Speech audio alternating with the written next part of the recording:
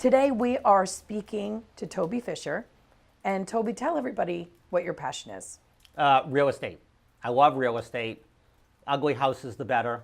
The more work, the messier it is, the better. I love taking challenged, distressed property and turn it into something special. And we're in Burlington, Massachusetts right now. And you actually have taken that passion and created a business from it. What's the name of your business? I have a company called At Home Family Realty. And I do a variety of different types of real estate, commercial real estate, rental properties, and we also have a brokerage company as well. So my cousin and I have a brokerage company, that's At Home Family Realty, where we help other people get into great deals of property that might need a little bit of work, and we help them also make sure they're buying a house that has value, not more work than it's worth. Now, I'm thinking that you're one of those visionary people. You can come and see a property, and no matter what state it's in, you can see where you can take it. Absolutely.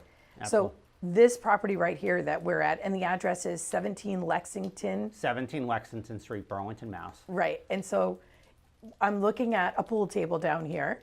And honestly, you've only had this property for what period of time? Last week. So this is our first week here. Okay. And it really looks like there's a lot of potential here. There is a lot of potential. It's got a beautiful swimming pool in the back that I know needed some work that you've started. So how did this start for you? You mean the very beginning? Yes. How did this passion? I was a painter, and I was painting a roof, killing myself on a very hot summer day, and decided to get a real estate broker's license. And I'm like, why am I doing this painting? It's hard work. And so I got my real estate broker's license, and I quickly figured out the people selling the property aren't the ones making the bigger money. The people buying the properties and owning the properties. And so I decided to become an investor. And so I had no money, which was great, because I had to buy a house with no money down, which was great because I had no money, or very little money. And so my first house was a foreclosed auction in Waltham, Massachusetts. And I was able to borrow the money, and I lived in the basement for a couple years while I fixed up the units and I rented it out. And then the market got great. I refinanced that and did that, 20 or 30 times. And, here we are 20 some odd years later. And I just love it. What I really look for is a piece of property or a business that has its challenges, but it's a diamond in the rough. And this property is a perfect example. This property has maroon carpets upstairs. It has really dark walls. It hasn't been cleaned in a long time. It was an elderly couple that lived here and took really good care of the house up until only a few years ago. We're in the brighter part of the house. The main living area is just really dark. There's a beautiful pool that hasn't been cleaned in 2 years, and the shrubs are all overgrown, but the bones of the house are solid. The expensive items in this house are in great condition. And the property is awesome. It's off the street, and it's a wooded lot. The property is great. Yeah. That must be, I just see that you're able to bring in creativity and also really great challenge, because I think it's a cool challenge to say, okay, what can I get this for price-wise? How low can I get this, and how high can I bring it? Like a personal challenge. That's exciting and creative at the same time. Right. And probably collaborative, because you don't do it alone, right? No, I don't. And I don't, on my very first property, I bought it as low as I go. I got to be, I look to get opportunities, but I didn't try to beat up the seller and try to No. I tried to get a fair, for him, the seller, they were in a situation where he's in senior living. He couldn't take care of the house. The only people who wanted to buy this house wanted to knock it down. And so I was able to offer him just a little bit more than the contractor and keep the house. That's awesome. And his family lived here since 1960. So, I think it was a win for him too, and it was certainly a win for me. This is actually going to be my home. Usually I buy these, I rent them, and I manage them, but this one I'm actually moving into. Oh, that's awesome. I'm glad I said such nice things about it. Yeah, so. No, but this is a great start. Okay, so, and I just like the challenge of it. I don't know, I just see the excitement in it. I see the creativity. I see the meaning in it now. I think that's so cool.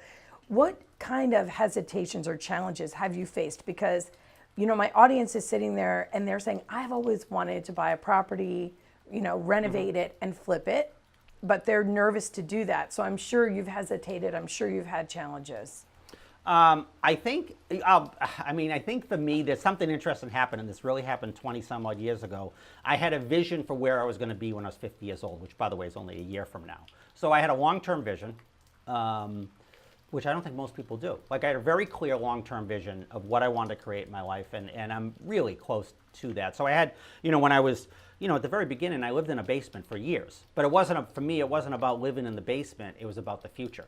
So now I'm here, and and I enjoy doing what I'm doing, and I'm not doing any of the work I don't enjoy doing, and I'm certainly not living in a basement. And so the hesitation, I think for me, is I had a long-term vision. The other thing is I don't give up. I mean, I've done enough projects that I'm not overwhelmed by this project, but I tell you, the first 20 projects that I did, I was overwhelmed by every single one. I'd be at the beginning, I'm like, how can I get to the end? And it would just be one paintbrush, one brick, one thing at a time. And, eventually, like the pool out there, which was filled with dirt, it would be clean. And so I think perseverance, and I enjoy doing it. I really do. I don't enjoy every moment of it, but I enjoy, when this house is complete, it's going to be a beautiful home. And it's in a great neighborhood. The people next door have been here since 1960 themselves. So this is a neighborhood where people stick around for a long time. Is there one remodel that you remember most that sticks out to you? Well, there's a few of them. I've done a few of them. There was one, I think the one I'm most proud of was a 94-unit complex in Greenville, South Carolina. It was in a poor area that, it was on the edge of town as the town was coming out, and it was just right on the edge of town, so it was kind of a bad area of town, but I believe the town was going to, move out that way, and it was going to improve. And when I took it over, the physical shape of the property was pretty good, but the emotional state, if you will, there were drug dealers, there was prostitution. It was a dangerous neighborhood. And we took that neighborhood back, and I worked with a local church and worked with the tenant base. And it took a year or so, but within a year or so, it was a place where kids could run around outside. And that one for me probably meant the most because it changed. I really believe it changed an entire neighborhood. It just the way this neighborhood was positioned, just geographically, it was just right between a church, right on the edge of the town, or right on the bad edge of town. And I really thought if we could transition that neighborhood, we could transition that entire block, and we did, and that was remarkable. Did you ever think, when you started living your passion, that you would have positive influence on a community like that? That there would be an emotional connection for you like that? No, when I did it, it was really about the real estate. I really didn't think of it that way. It was really about my first deal. I bought a book called No Money Down, How to Buy a House with No Money Down, and it was really just about my own personal prosperity, or trying to get ahead, or trying to get out of the rat race. And as time went on, and I've done a couple of those projects where it just was a horrible living situation for the people there or the neighborhood. And I was able to take that property, usually because of bad management, and turn it into a healthy environment for the people living there and make it a financially rewarding, or try to be. There's been some ups and downs on that, but no, I didn't. And I've done a few of those. I think that was the biggest one. But there's been a few of them, or have taken over a piece of property by somebody that was just so much trouble they needed to get out. How are you feeling about that now? I feel good about it. I mean, I really didn't start off with trying to be an ethical real estate investor, but that's where I went. It just felt like I didn't feel it had to be a win-lose. And that's not to say that I haven't taken people to court, and that's not to say that I haven't been tough. I've had to, be a responsible business person, but wherever possible, and most times, I'm able to work something out that's a win-win. Whether it's I'm evicting somebody that has to leave for the property, I'm taking over for a foreclosure, someone lost I took over a house from someone who lost their parents, and it was devastating. They couldn't empty the furniture. So, in fact, we're doing one of these right now. An elderly woman is moving into a nursing home, and we're helping her sell her house, get her furniture out, help her get the cleaners. These are things that she wouldn't be able to manage. And we're going to make money. So it's a win for her because she gets to transition to the next part of her life without being overwhelmed with this house she's lived in for 50 years. And we're able to broker a piece of property that's for sale. You know, I think it's because how you do anything is how you do everything. And I think you're just an ethical person, and that's going to shine through in anything that you do. Well, thank you. What do you think you've learned about yourself through all of this? There were, I think I am tough as nails. Like I just stick on it. If I listen to what other people told me, oh, you can't, you can't do this. Don't. My first piece of property, my closest friend who was a contractor really said, don't do this. This is a terrible situation. I can't believe, don't buy this piece of property. It's just a mess. And I said, yeah, but I think I can do it. And I didn't listen to him. And so 15 years later, he started doing what I did. It took him 15 years ago. So that doesn't mean I don't do my homework. I have a plan. So what if I learned to myself? I've learned to have faith when there's no reason to have faith. There's no visible. In 2009 and 10, when I was near bankruptcy and people around me were going bankrupt and they were just leaving their properties. People were just walking. I'd be calling up the banks and trying to work out deals and maybe negotiating lesser benefits for some of the employees and, but trying to keep people working and, there was no reason in 2010 and 11 as that recession went on. There was really no logical reason to think that I would survive that. But I did. And I never gave up. It was never a situation where I said, okay, I give up. That's it. I'm going to take all my cash out and I'm going to hide it, because that's what people were doing. And I was taking all my cash and trying to put in the properties and negotiate the best things I could. And I made it through it. And I'm glad I did, because as we see, the real estate market came back. And I negotiated all my loans at cheaper rates, so it worked out. It's been a home run. But for those few years, it was blind faith with no real reason. There was no logical reason to think I would make it through it. Do you think through those tough times that you learned something, and if so, what was it? Well, I think that I'd always had felt that, okay, when times get tough, I'll do it. That's just rhetoric. The reality was when times got tough, I stuck through it. And I think that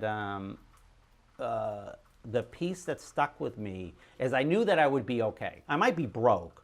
I could be broke, but I could do it again. I didn't want to do that. That's not what I wanted, but I knew that I would be okay at the end. Do you think having that long-term plan, that vision, because they say, you can map your brain and subconsciously you are going to continue to strive towards that goal. Do you think that played a part? I think it was a big part. It threw my 20-year plan off by a couple years, but I'm almost back on track. But rather than focusing on like the challenges that I was dealing with at the time, I was like, okay, if I get through this challenge, the future is going to be okay. So, yeah, it was, life is short, and I didn't give more energy to the negative things than I had to. That doesn't mean I swept them under the rug. I dealt with them. I didn't give them more energy than they deserved, and not less energy. I gave them the appropriate amount of energy to solve the problem best I could, and then move on. So what advice do you have to people to pursue a passion, no matter what their passion is? To stick through it. Don't give up. That's, I think, it.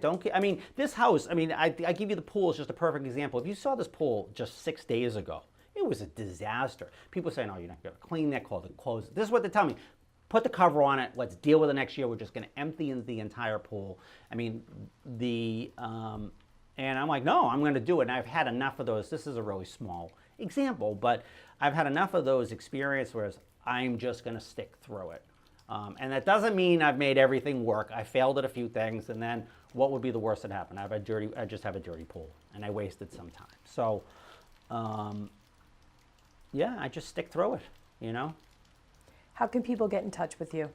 At home, familyrealty.com. And you can also, I'd be happy to share my cell, which is 781-267-6337. I want to thank you so much for having us here on this property. I know we're going to get some pictures and some footage so we can share that. Great. So everybody knows what we're talking about over here. Mm-hmm. Congratulations. Thank you. On your marriage. That's right. That's right. And you have a big reception coming up in September, I hear. We do, September 17th. Yeah. So congratulations on that, and thank you so much. Great. Thank you.